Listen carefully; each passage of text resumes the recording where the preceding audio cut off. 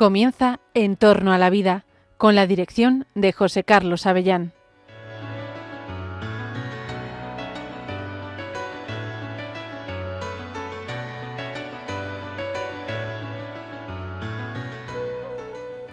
Buenos días, queridos oyentes de Radio María. Os saluda José Carlos Avellán. Estamos presentando un nuevo programa de En torno a la vida. En torno a la vida, el programa que habla de eso, de la vida, de su protección, de la ética en la vida, de la ética en las actividades científicas y médicas, y como tú cada 14 días a esta hora te conectas con nosotros para ver temas interesantes, de actualidad, en las que necesitamos un poquito más de información y seguramente de formación para entender mejor los problemas éticos que presentan pues esos avances científicos tan rápidos, tan fulgurantes como vertiginosos que tenemos hoy en día en la investigación biomédica, con la inteligencia artificial, las neurotecnologías, todos los temas que hemos ido tratando en este programa y que ciertamente son muy interesantes, pero requieren algunos criterios. Y sabemos que la Iglesia y el cristianismo, pero desde luego la doctrina social de la Iglesia, nos ayuda a entender estos problemas en clave evangélica y a buscar soluciones humanas a la medida de la dignidad de la persona, del bien de todos, del bien común. En ese esfuerzo, el doctor Jesús San Román, médico, bioeticista, experto en bioética, como médico también estudioso, es de estos médicos humanistas, ya le conocen en toda España por este programa. Querido Jesús, buen día, buena tarde. ¿Qué tal? Encantado. Jesús, estamos en un contexto en el que estos temas de la ética se valoran. Claro, hay que decir, hay que poner límites éticos a las cosas, a actuaciones, pues a investigaciones que nos producen un poco de susto, ¿no? De creación de órganos con impresoras de 3D, manipulaciones genéticas que no sabemos a dónde nos van a llevar, intervenciones con animales y en personas realmente llamativas. En este programa hemos visto muchas cosas, pero hay algo que no hemos tratado nunca y que tiene mucha importancia en cómo se va construyendo, cómo se va generando el pensamiento, los consensos morales para enfocar estos temas. Quiero decir que ante estas tecnologías, estas biotecnologías, estos avances, hacemos una reflexión ética que está muy influida por el pensamiento dominante, por las categorías y los pensamientos y la filosofía dominante. Vivimos en una época en la que, algunas pautas morales objetivas que teníamos desde hace siglos entraron en crisis. Hemos caído en el relativismo, en el utilitarismo, en filosofías muy pragmáticas que vienen a decir, hombre, si esto puede ayudar a la ciencia, va a ayudar al ser humano, pues hágase. Hombre, sí, pero es que hay cosas que pueden ayudar o pueden desayudar, o pueden ayudar a unos, pero haciendo muchísimo daño a otros, ¿verdad? Entonces, ese pensamiento único, ese pensamiento posmoderno que nos inunda, que nos hace casi conformar una misma forma mentis, una forma de pensar muy uniforme en Occidente, ¿no? Es claramente, tiene estos sesgos, ¿no? Tiene esta orientación. Todo lo que va a favor de la ciencia hay que apoyarlo sea como sea, porque va a ayudar a mucha gente, y no miramos lo que se hace por el camino, no miramos los medios, solo miramos los objetivos. Pensamos que la ciencia va a solucionar todos nuestros problemas, cuando hay cuestiones que escapan al poder de la ciencia y del ser humano. Somos gente, el señor San Román, el doctor San Román y un servidor, que creemos en la ciencia y que nos fascina y que intentamos divulgarla, intentamos explicarla, y ciertamente nos parece maravilloso los avances científicos, pero siempre que ayuden al ser humano realmente, al progreso del ser humano. Y como te decía Jesús, me parece que las filosofías de nuestro tiempo se basan en reflexiones que son muy poco profundas, son muy de hágase, ¿no? Que total, si esto parece que va a ser bueno, ¿no? Y entonces, cuando se publican las informaciones médicas o se publican juicios éticos, siempre se utilizan palabras, terminologías que ayuden a aceptar estos avances sin apenas discurso crítico bioético. Es decir, hay un poco o un mucho de manipulación en estos temas de la ética de la ciencia y de la bioética. Y digo manipulación porque se usa lenguaje que conviene a los objetivos de esos avances, sean como fueran, y aunque solo sea porque beneficien a grandes industrias farmacéuticas o biotecnológicas. Hemos visto cambiar palabras, tergiversar términos, variar el contenido, el significado, la semántica de las palabras, para que poco a poco vayamos aceptando cosas. Por ejemplo, es clásico la manipulación que se ha hecho del lenguaje, por ejemplo, con la práctica del aborto. Deja de hablarse de aborto, que es como feo, es como una palabra desagradable, ¿verdad? Es más interesante hablar de interrupción voluntaria del embarazo, como que se acepta mejor. En vez de hablar de que una mujer causa la muerte de un ser humano inocente, hablamos de que una mujer ejerce sus derechos sexuales y reproductivos. Hablamos de... Bueno, yo quería que hoy dedicáramos un ratito a advertir a nuestros oyentes sobre algunas manipulaciones que han pasado un poco desapercibidas y que hemos ido detectando el doctor San Román y yo en estos años. ¿Y por qué hablar de estas manipulaciones, de estos cambios de significado? Porque, verán, cuando se manipula el lenguaje se hace con un objetivo. Y ese objetivo es servir a intereses muy particulares. A intereses de grandes industrias de la muerte, de la cultura de la muerte, a que el legislador pueda meter en las leyes cuestiones que son inaceptables éticamente, y se utiliza el lenguaje a veces de manera aviesa, de manera intencional, para cambiar el significado y que aceptemos cosas. Usamos eufemismos, o sea, palabras más suaves, palabras más aceptables, ¿no? No hablamos de eutanasia o de homicidio compasivo, hablamos de muerte digna. Muerte digna se acepta mejor, porque ¿quién no quiere una muerte digna? Ya, pero si eso significa que mi médico me mate con una inyección letal, eso es como hay que llamar las cosas. No, pero te las suavizamos para que las aceptes, y una vez aceptadas socialmente con esta manipulación del lenguaje, podamos incluirlo en las leyes.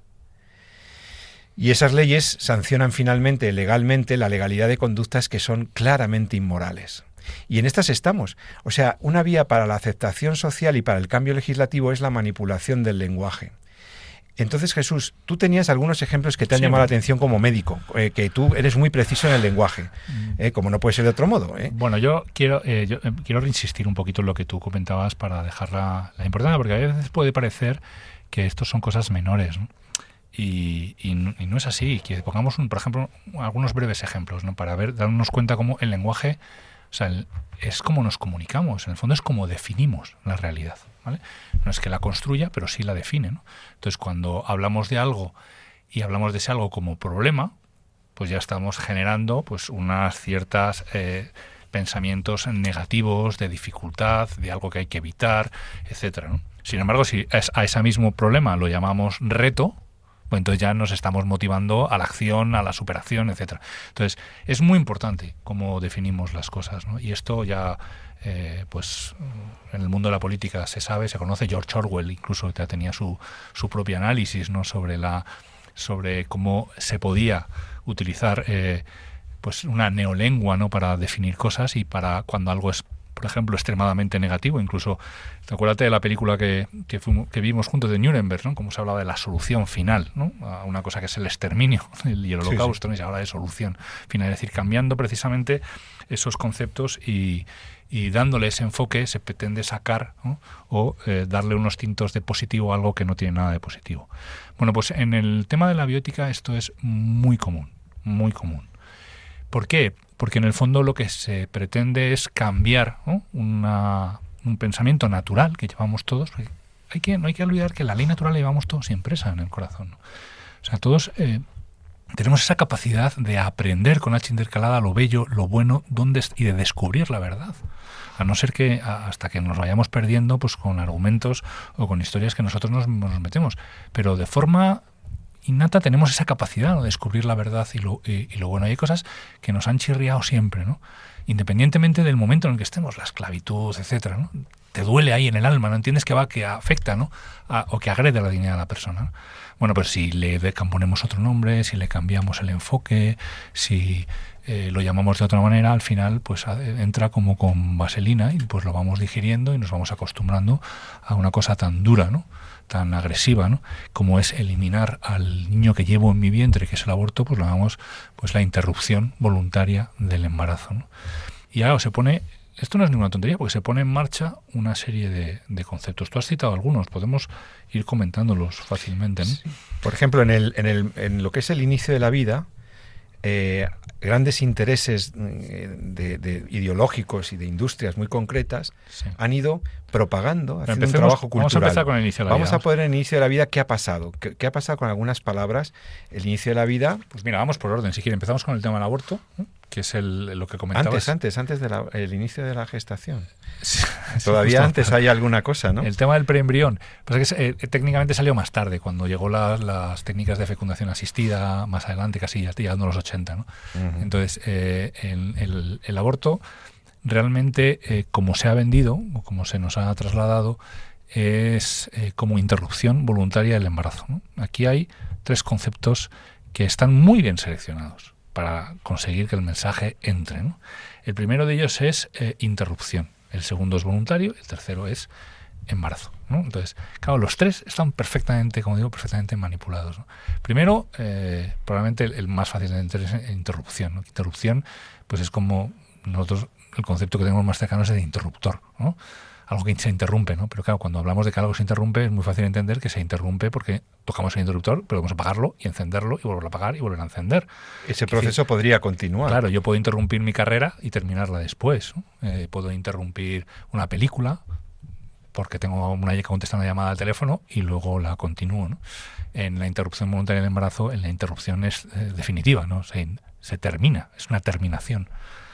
El concepto voluntario lo podemos dejar más después para ver si realmente estamos hablando de un consentimiento verdadero o está realmente influenciado por las circunstancias personales que vive la persona o las circunstancias que está viviendo la persona, si la decisión es plenamente libre y si nosotros como sociedad estamos dándole las alternativas que exige un consentimiento pleno. Porque recordemos, por ejemplo, que en medicina cuando me van a operar y me dan un consentimiento me explican qué otras alternativas tengo para poder elegir libremente, ¿no? Pero lo más trágico es el concepto de embarazo, ¿no? Cómo se han manipulado, ¿no? Precisamente. Claro, si yo acabo entendiendo que interrupción voluntaria del embarazo es cuando yo interrumpo un embarazo y por otro lado cambio, ¿no? O altero o centro un poquito lo que es la definición de embarazo y hablo diciendo que el embarazo empieza desde el momento de la implantación. La implantación, cuando el embrión ya se adhiere al útero. Al útero de la madre y se implanta y empieza pues otro tipo de relación y va creciendo, con relación con su madre, va creciendo. Recordemos que la concepción, o sea, la llegada al mundo de la criatura, de un niño, una niña único, irrepetible, de la especie humana, es unos días antes, en el momento de la fecundación. Y entonces empieza su camino por las trompas de Falopio hasta que llega al endometrio y ahí se implanta. Claro, si yo defino que ahí empieza el embarazo, entonces cualquier cosa que sea evitar que se implante, que lleva por supuesto a la muerte del embrión, entonces como no se ha implantado no hay embarazo, como no hay embarazo no hay interrupción del embarazo y por tanto no hay aborto. Entonces, o sea, es confundir gestación con embarazo. Claro, acabo de manipular y decir, bueno, me acabo de crear un espacio de unos 7, unos 8 días donde puedo hacer lo que quiera con una nueva vida que está ahí, porque no estoy interrumpiendo un embarazo, porque no hay un embarazo todavía. Y esto está pasando son conceptos que se utilizan para las medicaciones muchas veces. Es decir, si yo mi efecto no hace o no evita, no desimplanta, por así decirlo, si desimplanta entonces sí sería abortivo.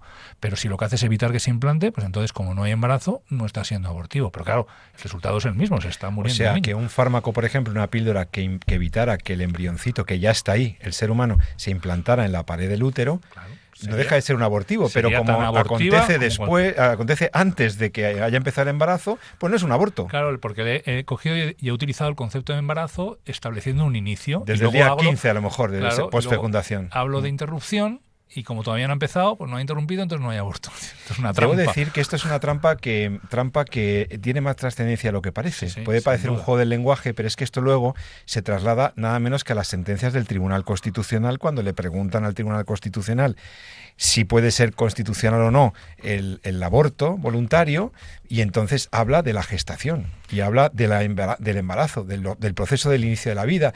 En fin, Sí, que en ahí el se fondo, puede jugar con mucho. Cuando hablamos de gestación, realmente, es difícil de definir desde el punto de vista médico, sobre todo por las traducciones, ¿no? Pero cuando hablamos de gestación, solemos referirnos al desarrollo del niño. Entonces suele ir desde el momento de la concepción hasta... Desde el minuto cero, del día el uno. momento del parto, porque se refiere al desarrollo personal de esa nueva vida, ¿no?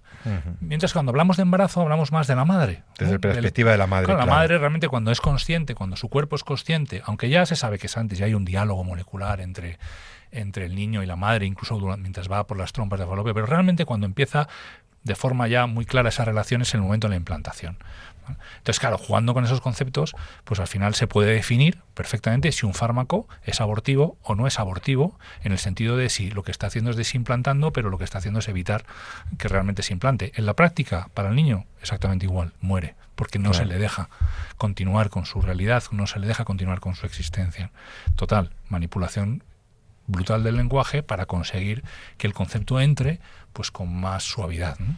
No hay que olvidar que se utiliza, por ejemplo, para las presentaciones comerciales del Levonorgestrel, la píldora del día después, y el acetato ulipristal, pues se utiliza eso. Píldora del día después, píldora de emergencia, anticonceptivo de emergencia, cuando lo que tenemos es unos preparados que pueden tener, por ejemplo, fíjate, un doble efecto, ¿no? Sí, eso está ahí todavía. No está, últimamente tenemos que hablar algún programa más despacio de esto, porque están saliendo artículos ahora muy interesantes respecto a las acciones de estos fármacos, ¿no? Para definir un poquito mejor. Pero quizá ahora que estamos hablando del lenguaje, hay que ver cómo en castellano traducimos contracepción con anticoncepción. Sí. Y no es exactamente lo mismo. ¿Vale? Contracepción en Estados Unidos es evitar que se produzca muchas veces el embarazo, ese es el término. Mientras que anticoncepción en España es evitar que se produzca la fecundación. Con lo cual, no son ideas exactamente iguales. Pero se manejan con enorme confusión para poder introducir cosas. Por ejemplo, legalizar un fármaco o quitarle importancia a una práctica que puede ser siquiera tendencialmente o posibilitante de un aborto, ¿no? En fin, tenemos, fíjate, ya solamente en el inicio de la vida ya hemos visto 4 o 5 manipulaciones. Luego también... Te referías a la otra, la de preembrión, por ejemplo. La de preembrión también es muy interesante, ¿verdad? Es un Preembrión término inventado por los juristas. No solamente, sino que es que se ha reconocido como tal por las propias personas el informe que acuñó este concepto. Y las propias personas que lo firmaron reconocieron que el concepto de preembrión era un concepto que se había generado y se había creado por pura presión para poder establecer un tiempo en el que fuera más fácil manipular al embrión sin hablar de que estábamos manipulando al embrión. De hecho, nadie en el mundo de la ciencia utiliza el concepto de preembrión. Se habla de embrión preimplantatorio, es decir, el embrión que todavía no se ha implantado, ¿no? Pero ese concepto de preembrión antes de la implantación, como si lo que fuera no fuera, o como si fuera una cosa diferente, como si una fuera cosa otra entidad, totalmente distinta, no es un concepto ni mucho menos biológico ni genético de ningún tipo, ¿no? Y como os digo, pues el propio informe que lo ponía... El Warnock Report de la doctora McLaren. Exactamente, ¿no? La propia doctora McLaren es la que dijo que este concepto había sido... Que era ajeno a la comunidad calzador, científica. precisamente ajeno. para deshumanizar, ¿no? esa etapa inicial, ¿no? Es que fíjate lo que tú decías, ¿no? Intentar redefinir la realidad desde el lenguaje. En el embrión preimplantacional ya hay un embrión, ya hay un ser humano. Y cuando lo denominas preembrio, o como decían los ingleses, o preembrión en español, que la ley española lo adopta también, la legislación española, estás intentando definir una entidad diferente. Y por lo tanto, ese preembrión, por ejemplo, ya no está bajo la misma protección de las leyes europeas. Por ejemplo, el Convenio de Oviedo habla de la protección que se debe al embrión, una ley internacional muy importante, el Convenio de Oviedo, pero no habla de los preembriones. Claro. Entonces, si tú has creado que antes del día 14 lo que no tienes embriones, estás permitiendo de facto, estás eludiendo, haciendo un fraude ahí, un esquivamiento de la norma internacional, firmada por España también, para aceptar, por ejemplo, eso, el sacrificio selectivo de preembriones, o sea, de mal llamados preembriones, de embriones jovencitos, que estarían desprotegidos, quedarían desprotegidos porque ahora los llamamos preembrios, cuando en realidad son embriones, igual que lo serán 2 semanas después. Son los mismos. Tú que eres jurista, entiendes perfectamente la importancia de definir Cada correctamente palabra, los conceptos hombre, que están en las la ley. palabras. De hecho, muchas leyes tienen sus primeros capítulos, son definiciones. Últimamente sí. En la técnica legislativa últimamente se introducen glosarios de términos para que donde el legislador quiera entenderse bien lo que el legislador quiere decir con cada palabra. Pero claro, tú también puedes manipular el glosario. O sea, puedes definir los términos como quieras. La verdad es que en eso es muy gracioso porque, por ejemplo, la Ley de Técnicas de Reproducción Asistida Española, la ley del 2006, la que preparó la legalización de la fecundación in vitro, etcétera, tenía la honestidad de definir el preembrión como el embrión generado in vitro con menos de 14 días antes de la implantación. O sea, la misma ley... No sabes que claro, el legislador ahí no pudo dejar de evitar la realidad. Le pedían que definiera el preembrión y tuvo que decir que es un embrión. Claro, es que el preembrión es un embrión. Pero, sin embargo, fíjate que tendemos a aceptar luego en la misma ley, se tiende a aprobar la investigación y destrucción de preembriones, el uso de embrioncitos jóvenes para la investigación, la clonación, etcétera. Y todo eso, y luego en el año 2007 ya la autorización de la clonación.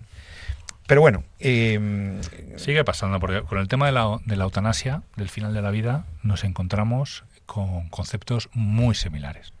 Muy similares. Hemos visto cómo durante ese pseudo debate, porque realmente con el tema de la eutanasia todos recordamos que llegó en el año 20 o 21, ahora mismo no recuerdo la ley, pero que entró sin prácticamente debate. La ley es el año 21. En mitad de la pandemia, etcétera, etcétera. Y no hubo realmente una discusión a nivel social, ¿no?, sobre si existía una verdadera demanda de eutanasia o lo que existía realmente era una demanda de cuidados paliativos y de querer morir en unas condiciones confortables, sin dolor, etcétera, ¿no? ¿Qué es lo que realmente la sociedad española demandaba, ¿no? Y lo que demanda prácticamente las sociedades médicas y pues, la Sociedad Española de Cuidados Paliativos, etcétera. Es decir, que favorezcamos, que ayudemos, ¿no? Lo que decía Cecil Saunders, que fue la pionera y la que sacó adelante los cuidados paliativos, que decía, mira, tu vida me importa y como tu vida me importa, yo voy a ayudarte a vivir hasta que mueras. Voy a estar contigo haciéndote todo lo más confortablemente posible hasta que llegue tu momento. Esos son los cuidados paliativos y eso es lo que la gente quiere, ¿no? Entonces, claro, parece que se ha relacionado eutanasia, sobre todo se ha diferenciado entre el concepto de eutanasia pasiva, eutanasia activa, etcétera, pero como si el hecho de que el médico ayudase, ¿no?, a tratar los síntomas más difíciles o más duros en ese momento, como puede ser el dolor, como puede ser la disnea, como puede ser la fatiga, aunque eso acorte un poquito la vida del paciente, eso que no es una eutanasia, que es una buena praxis, es decir, que yo como médico lo que estoy haciendo es tratando a mi paciente, quitándole el dolor, incluso si tengo que sedarle, porque no me queda más remedio, porque no puedo controlar el síntoma que está produciendo pues su malestar, disconfort, etcétera, pues le cedo y perfecto. Eso es lo que los médicos hacemos, ayudar a nuestros pacientes a estar confortables y a estar a gusto, ¿no? Eso no es una eutanasia, aunque eso suponga acortar la vida. Entonces eso se ha querido identificar con el concepto de eutanasia, de manera que si tú te ponías en contra o te posicionabas en contra de la eutanasia, pues parecía como que estabas justificando, ¿no?, el tema de la muerte con dolor, el ensañamiento terapéutico. Que estabas en etcétera. contra de la muerte digna. Exactamente, en contra de la muerte digna. Y te posicionan. No. Es que fíjate qué manipulación, porque si tú dices, yo estoy de acuerdo en la dignidad del morir, claro, y que se acompañe con dignidad el proceso y que se respete la dignidad de la persona hasta el final. Si usted entiende por muerte digna eso, yo a eso lo firmo, acompañar el proceso. Sí, realmente lo que se trata es de que la vida sea digna hasta el momento de la muerte. Claro, eso es lo que realmente hablamos. Pero nos sitúan en un, fíjate, eso lo explicó muy bien un filósofo español maravilloso, el padre Alfonso López Quintás, catedrático emérito de estética de la Universidad Complutense, uno de mis maestros, de nuestros maestros, que hablaba cosas tan sabias como en sus libros las técnicas de manipulación del lenguaje. Y entonces una de las cosas que decía es cómo con la manipulación de las palabras sitúan a las personas y a las sociedades enteras en un ámbito, en unos espacios de comprensión de los conceptos equivocados. Te sitúan en una línea de interpretación equivocada y te contraponen en cosas que tú no estás en contra. Por ejemplo, yo no tendría que aceptar que la muerte digna incluye la muerte eutanásica, o que la muerte digna es la muerte eutanásica. No, mire usted, yo la muerte digna se la firmo, pero la muerte eutanásica no, y los médicos al 90% tampoco. Entonces, ahí hay una manipulación enorme del lenguaje que nos sitúa en una tergiversación de los términos que, como decía López Quintas, recomiendo sus libros y los artículos de este profesor don Alfonso, han ayudado tanto a entender, porque es que si no entendemos esto nos están manejando. Claro, yo a veces recomiendo, incluso en los debates que tenemos a veces en los foros de la universidad, etcétera, muchas veces antes del debate digo, bueno, vamos a definir cuál es nuestro punto de partida, a ver de qué estamos hablando, ¿no? Sí, sí. Porque esto pasa también incluso en las discusiones de pareja, ¿no? Cuando acabas uno diciendo, si es que yo no he dicho eso, pues si me has malinterpretado. Es decir, es muy fácil, ¿no? Ubicarte o posicionarte en un espacio interpretando lo que has dicho, los conceptos que tú estás diciendo, de la forma que a mí mejor me interese para defender mi posición, ¿no? Y esto pasa a nivel político, a nivel social, de todas maneras. Entonces es muy importante saber qué es lo que uno piensa y cómo definir, ¿no? Realmente lo que uno piensa, ¿no? Y nos han llevado a pensar eso, nos trasladan, nos meten en la mente, por repetirlo, a base de reiteraciones, de tal, nos meten en una situación en la que comprendo una realidad de una manera equivocada, porque con el lenguaje me han traslocado, me han distorsionado la percepción correcta de la realidad. Y ya el colmo de la manipulación es inventarse cosas. Ya no manipular los términos, sino inventarse nombres de cosas. Por ejemplo, antes hablabas de la clonación, del inicio de la vida. En la clonación se han inventado hasta palabras para referirse al embrión fruto de la actividad clonativa. Sí, amigos, se pueden generar embriones humanos por vía clonativa, aunque las leyes ya se ocupan de evitar la palabra clonación y decir activación de ovocitos y tal, o partenogénesis y tal, pero no dicen clonación, ya se ocupan de quitar la palabrita que suena mal, ¿no? Pero el colmo es llamar a esos embriones que son embriones humanos exactamente iguales que los que vienen de una fecundación normal, gamética, llamarlo, por ejemplo, nuclóbulo o clonote. O podría enumeraros palabras para no decir embrión humano fruto de una actividad clonativa. Claro. Entonces, de esa manera entra mejor en la ley y permite que ahora mismo se utilicen embriones sobrantes, desechados para la reproducción, que los sacan de los tanques de nitrógeno líquido. Ya los papás no quieren gestar más bebés. Y esos niños son utilizados, son troceados y son utilizados en experimentaciones científicas porque en realidad son preembriones. Ni siquiera las leyes les pueden proteger porque les hemos llamado preembriones. Hemos generado una nueva categoría de humanos de menor. Son los nuevos esclavos, gente que se puede cosificar, personas que se han convertido en realidades diferentes, o sea, que son lo que son, pero que les llamamos de manera diferente para poder hacer con ellos lo que queramos. Esto es profundamente injusto y lo terminamos aceptando, va entrando.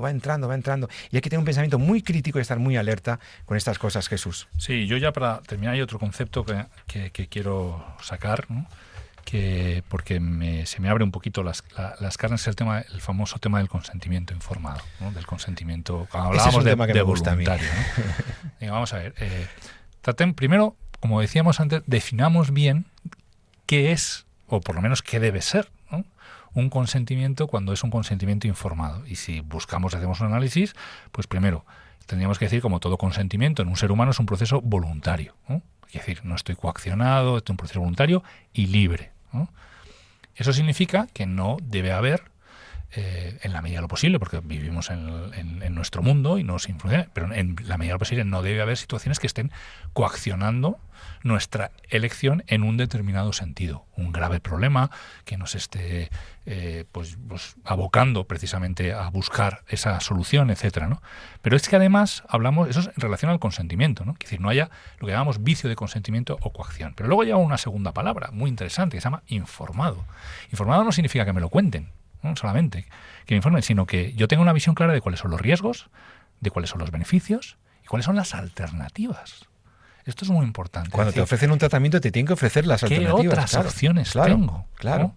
Entonces, cuando hablamos de consentimiento en el tema del aborto, yo me pregunto si me han dado realmente alternativas.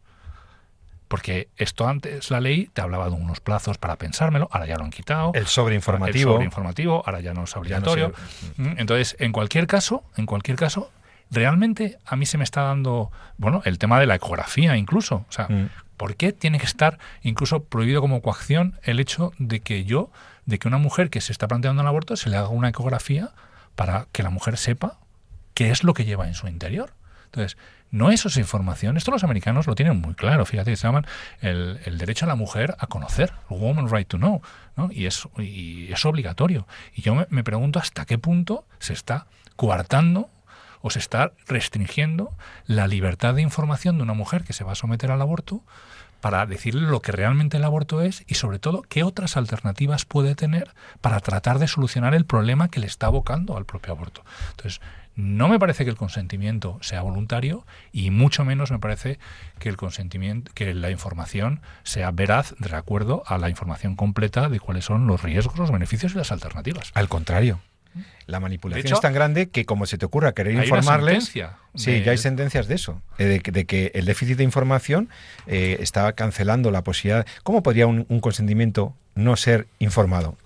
Es que no puede haber un consentimiento si no es informado. Claro. La verdad es que es un poco redundante lo del informe consent, esto de los americanos.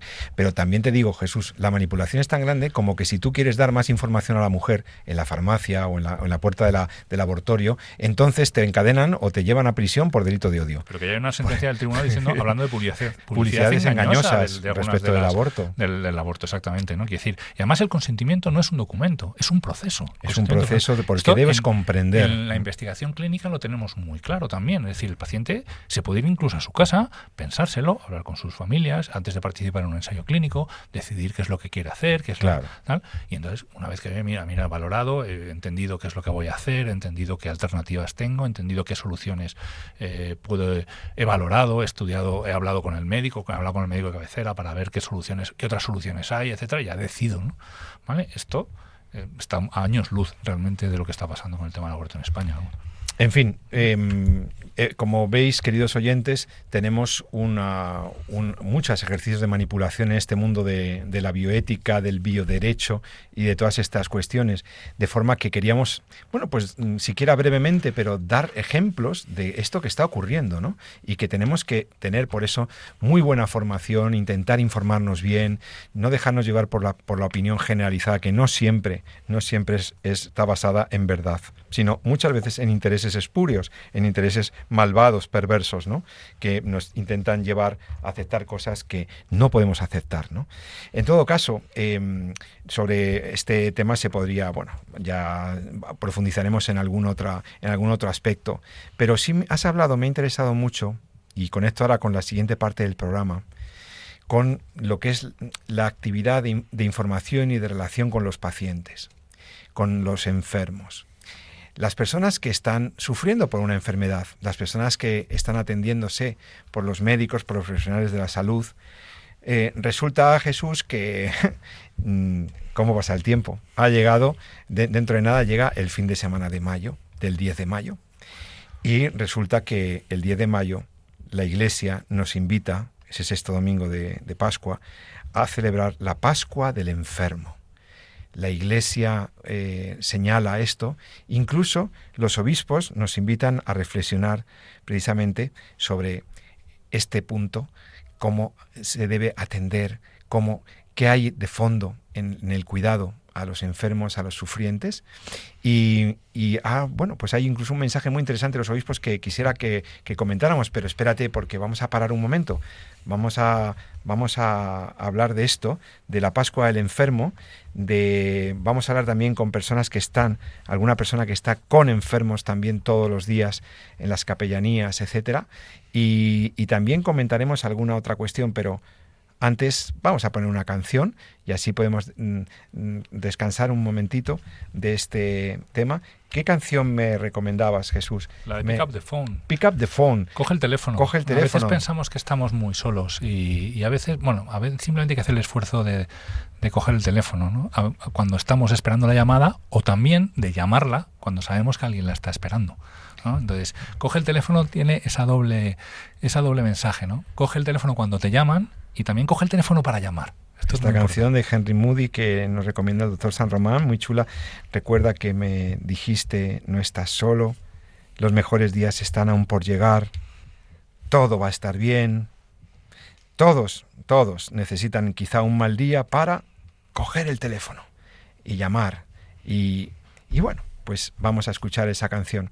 Antes, un mensaje de la Radio María que es muy importante también que recibáis. estamos en plena campaña del mes de mayo. Estamos a punto de recibir al Papa en España. Radio María se está volcando y está preparando todas sus infraestructuras para acompañar tan importante acontecimiento. Tenemos voluntarios, tenemos infraestructuras, pero todo eso requiere de vuestro apoyo, de vuestra ayuda y de vuestra oración. Mira lo que, nos va a contar Yolanda ahora en un momentito y enseguida estamos de vuelta con vosotros en Entorno a la Vida. Hasta ahora mismo. Alzad la mirada, dijo Jesús a sus apóstoles, y contemplad los campos que están ya dorados para la siega, tras la siembra que el propio Señor hizo de su vida, como grano de trigo caído en tierra y resucitado para dar mucho fruto. A alzar la mirada nos invita también el Papa, cuya visita a España quiere sumarse a la de tantos evangelizadores y mártires que durante 20 siglos han sembrado las semillas del Evangelio en esta tierra especialmente marcada por el amor a la Eucaristía, a la Virgen y al sucesor de Pedro. Radio María, que lleva 27 años sembrando esas semillas en España, pide al Señor su gracia y a sus oyentes colaboración en su tradicional campaña de mayo, para seguir extendiendo la palabra que quiere elevar nuestra mirada al cielo y hacernos uno en los corazones de Jesús y María. Ayúdanos con tu oración, testimonio apostólico y donativo. Puedes informarte de cómo colaborar llamando al 91 822 8010 o entrando en nuestro sitio web radiomaria.es. Alza la mirada con el Papa en Radio María.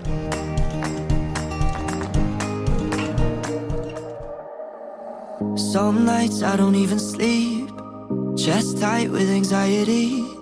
Stay up to see the moon leave the sky. Some days I'm not even me, same old insecurities. They tell me there's something gone wrong inside. I've been there, down that road. When you need me, I'll be here to let you know. It's gonna be okay, everyone needs a bad day. Remember you told me you're not alone. Just pick up the phone and call me whenever you're feeling lonely. Remember you told me you're not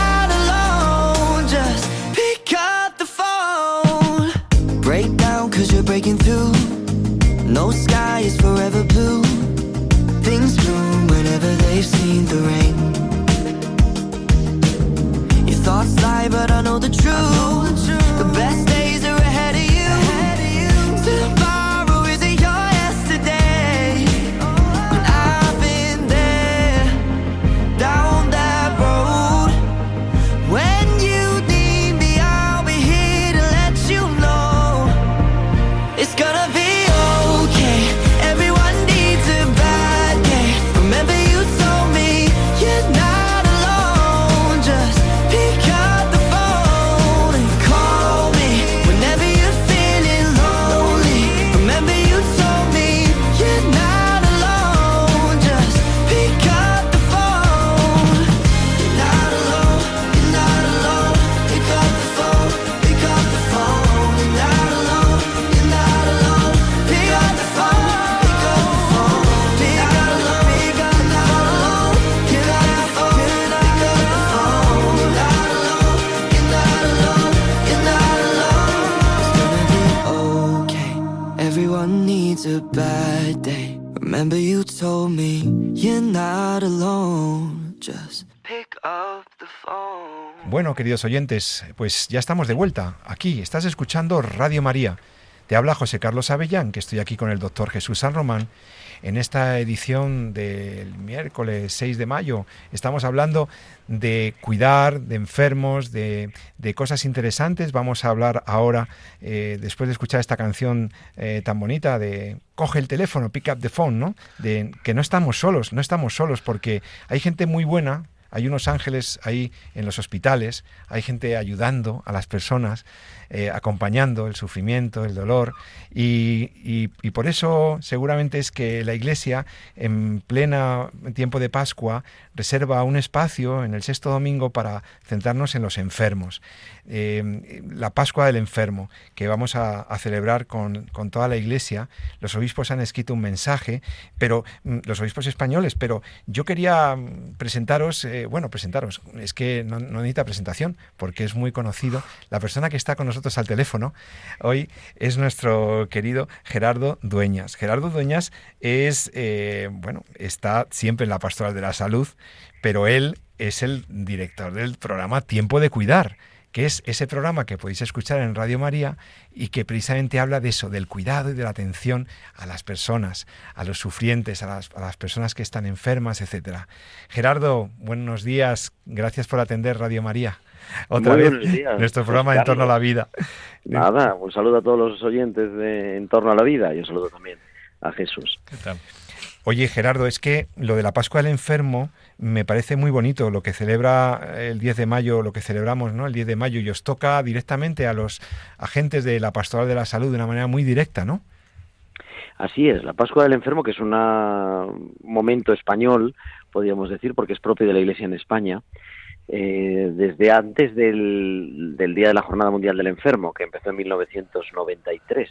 Pero ya en España se celebraba antes la Pascua del Enfermo, que se celebra siempre el domingo que coincide con el 6º domingo de Pascua, que en este caso es, pues eso, este próximo domingo, casi pasado mañana, como aquel que dice.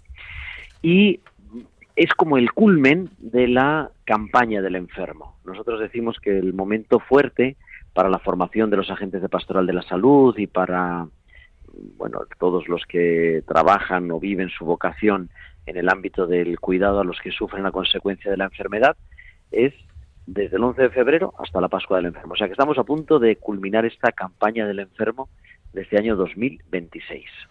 Qué bueno. Y los obispos se han molestado en redactar un texto bien bonito, ¿no? Este año. Sí, este año ya el Santo Padre nos introducía con esas palabras de la parábola del buen samaritano, ¿verdad? Acompañar con compasión al que sufre, y los obispos pues han querido, como decía, ¿no? Como poner la guinda a esta campaña del enfermo también con este texto bonito que nos recuerda esa necesidad del cuidado, de un cuidado profesional, pero un cuidado sobre todo del corazón. Y además hacerlo de forma cercana. Si la Jornada Mundial del Enfermo el 11 de febrero es más general, ¿no? En las diócesis suele haber jornadas de formación que se organizan. La Pascua del Enfermo tradicionalmente es más parroquial. Es donde se suele celebrar, por ejemplo, el sacramento de la unción. Nos recuerdan esas palabras, ¿no? de la parábola, ¿no? Como el buen samaritano le curó con aceite y vino. Bueno, pues de alguna manera, ¿no? Poner ese aceite y ese vino que sana y ese vino que da alegría en la enfermedad. Que además es que me encanta que lo hayas mencionado, porque últimamente veo que en la Pastoral de la Salud se está animando a que identifiquemos este precioso sacramento, pues no como tradicionalmente, que era al final de la vida, ¿verdad? Que ya casi tal, que sino que ahora se anima a ungir y a dar ese viático y ese fortalecer a las personas que a lo mejor están crónicos, pero que no están cerca de la muerte precisamente. Eso es, ahí hemos hablado varias veces en Tiempo de Cuidar ahora recientemente, eso, que el sacramento de la unción de los enfermos es para los enfermos, no es para los moribundos. Claro. Y a veces la gente tiene miedo, entonces hay que liberarse de todo miedo. Es un sacramento de salud, que evidentemente a veces pues la enfermedad termina, es la última enfermedad de la vida, ¿no? Pero es un sacramento para poner salud con mayúscula, salud física, si conviene, como se decía tradicionalmente, ¿verdad? Y salud espiritual. Y es bonito reconocer también la dimensión comunitaria que se celebra en muchas parroquias, por no decir en todas, en estos días, porque celebrado de manera comunitaria se pone más de manifiesto que es toda la comunidad cristiana la que está rezando, la que está cuidando, la que está consolando, ¿verdad? Hay un tema de consolación ahí también, eso ¿verdad? Es. Muy bonito. Perfecto. Oye, pues nada, recomendamos a los oyentes, que especialmente a los agentes de la Pastoral de la Salud, que lean este bonito mensaje de los obispos, que tiene claves preciosas. Es un texto muy breve, pero muy bonito, muy bonito. Oye, tengo que aprovechar que tenemos a Gerardo, al director de ese magnífico programa de Tiempo de Cuidar, que le tenemos aquí, porque me he enterado que estás organizando desde ayer martes por la tarde, estás organizando un evento internacional de primer orden que está reuniendo a sacerdotes y pastores y personas de realidades cristianas no necesariamente católicas, en un encuentro importantísimo sobre cómo trabajar la pastoral de la salud, ¿verdad? Las capellanías, los capellanes. Ahí estamos. Ahora mismo están llegando más de 85 capellanes de todo el mundo, agentes espirituales en sentido amplio, de la Asociación Europea de Capellanías de Hospital. Entonces es una asociación que es ecuménica, reúne a creyentes de casi la mayoría cristianos, la gran mayoría, pero bueno, también viene una rabina judía, por ejemplo, pero todos trabajando en el ámbito de la pastoral de la salud en los hospitales. Esta ya es la 19ª ocasión en la que nos encontramos, cada 2 años nos encontramos, y esta es la primera vez que es en España y en Madrid, y pues sí, me ha tocado a mí ser el organizador. Así que estamos un poquito sobresaturados. Esta tarde ayer empezaron las acogidas, y esta tarde tendremos la celebración de la inauguración oficial, que va a venir también el presidente de la Conferencia Episcopal, Monseñor Argüello, y personas de la Comunidad de Madrid, de la Consejería de Sanidad.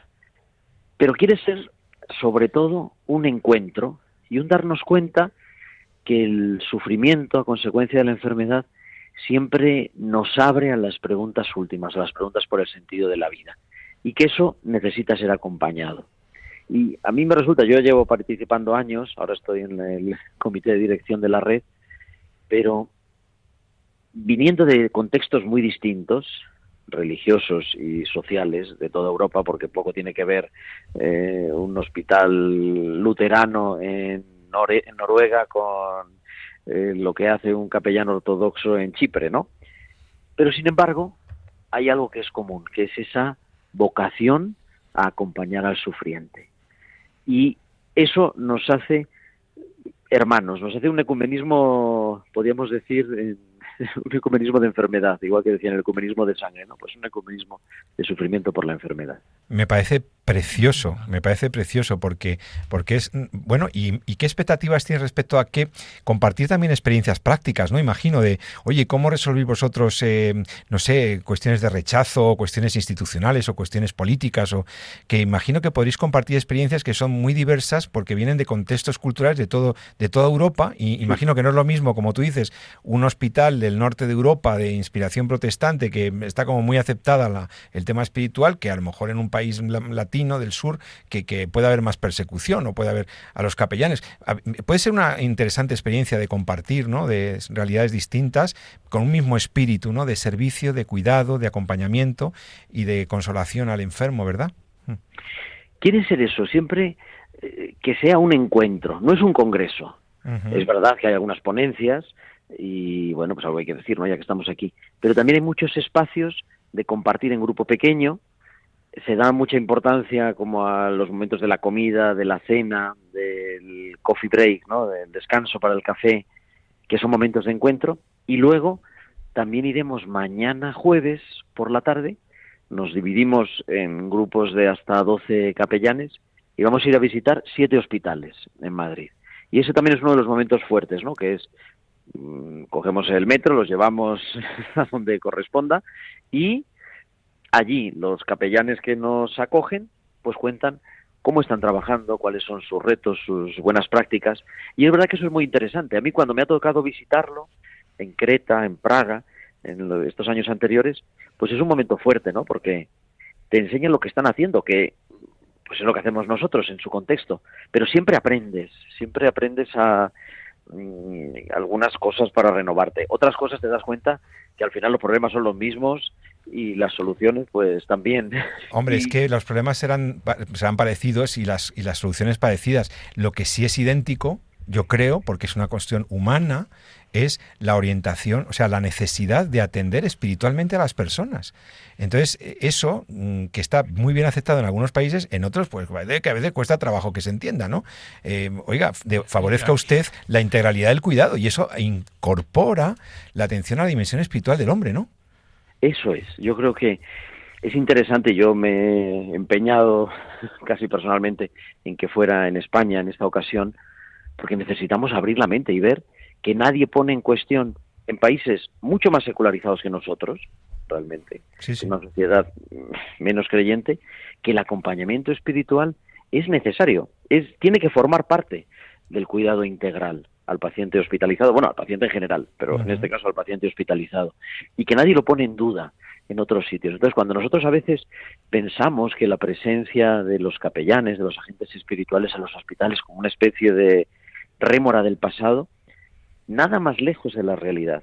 Es que queremos cuidar bien, y cuando uno está en el hospital necesita ser cuidado en todas sus dimensiones, y la dimensión espiritual es una dimensión humana, que también, luego habrá una parte religiosa también, pero es la dimensión de las preguntas por el sentido, la necesidad de amar y ser amado, la necesidad de reconciliación, la necesidad de leer tu historia.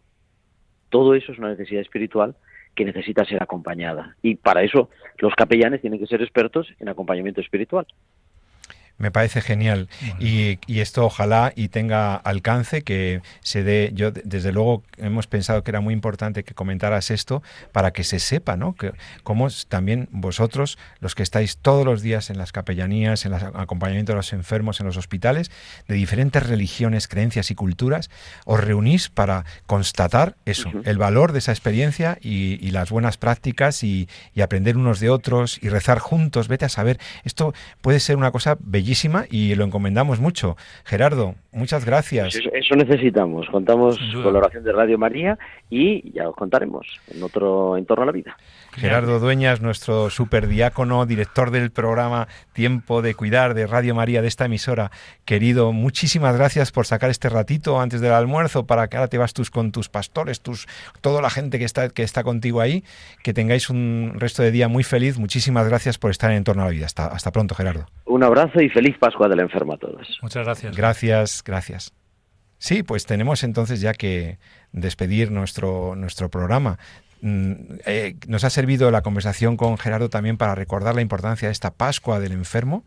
El domingo nos acordamos especialmente también en la misa, ¿no?, del domingo, de ellos, de nuestros enfermos, de los enfermos que no conocemos, de los enfermos que no visita casi nadie, que tienen... Y de los capellanes. Y sobre todo también eso, también queríamos ver este otro lado, ¿no?, la de los cuidadores tan especiales como nuestros capellanes, estos sacerdotes sacrificadísimos que están en grandes hospitales, a veces sin dormir, multiplicándose para estar en cada habitación, para entrar, para decir una palabra de amor, y si quieren asistencia espiritual, recibirla, ¿no? Qué bueno que aceptemos esto como una realidad en nuestros centros sanitarios, nuestros centros especializados y hospitalarios, y que valoremos eso, que fíjense, no solo es la Iglesia Católica, también otras iglesias, desde luego, entienden la importancia de esto.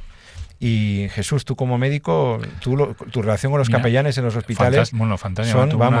En concreto, fíjate, cuanto más... Sabes que están ahí siempre, sabes que están disponibles, pero donde realmente les vi dejándose la piel fue en el momento de la pandemia. La pandemia, ¿no? Cuando entraban ahí, se colocaban en concreto en los capellanes que estaban asignados a IFEMA, donde estaba yo trabajando pues en ese momento, y lo recuerdo pues eso, pues con una audacia, con una valentía, con una entrega, con una disponibilidad, entrando a ver a los pacientes, atendiéndoles, siempre presentes, siempre localizables, siempre dispuestos. Y es un tesoro, para mí el sacerdote ya en sí es un regalo de Dios, y los capellanes es un tesoro de la Iglesia. Pues nada, ha sido un gusto, Jesús San Román, compartir contigo este rato y con nuestros oyentes como cada 14 días en Torno a la Vida. Os recuerdo que si, llegaste un poco tarde a escuchar el programa y quieres escucharlo completo, siempre tienes la oportunidad de escucharlo a través del podcast de Radio María. Recuerda que es muy sencillo entrar en la página web, descargarse o escuchar en directo el programa sin coste, es libre acceso, y puedes seleccionar en la parrilla entre todos los nombres de los programas, vas a la letra E, En Torno a la Vida, y ahí puedes escuchar este programa al completo desde el principio u otros programas anteriores que te puedan interesar por el tema, porque hay una pequeña presentación, una línea en la que explica de qué hablamos cada día. Ha sido un honor estar otra vez con vosotros y un placer muy grande compartir este rato. Si quieres escribirnos y sugerirnos temas o hacernos alguna pregunta, puedes hacerlo a través del correo electrónico del programa. El programa tiene un correo que se llama entornoalavida@radiomaria.es. En torno a la vida, todo junto, en torno a la vida @radiomaria.es. Escríbenos ahí con tus comentarios, también con tus críticas, oye, esto no se entendió bien, ¿podríais explicar esto mejor? Cualquier cosa que te interese, intentaremos incorporarla al programa, que esperamos te haya servido y te haya gustado. Así que, entre tanto, pues me despido de todos vosotros, que tengáis un feliz mes de mayo. Nos escuchamos en 14 días, en el mes de la Virgen, aquí, en la Radio de la Virgen. Jesús San Román, buenas tardes. Buenas tardes, un que placer. tengas una tarde muy buena, y a todos vosotros, como siempre os recomiendo, amad la vida y defendedla, es lo que vale la pena. Te habló José Carlos Avellán. Hasta pronto. Gracias.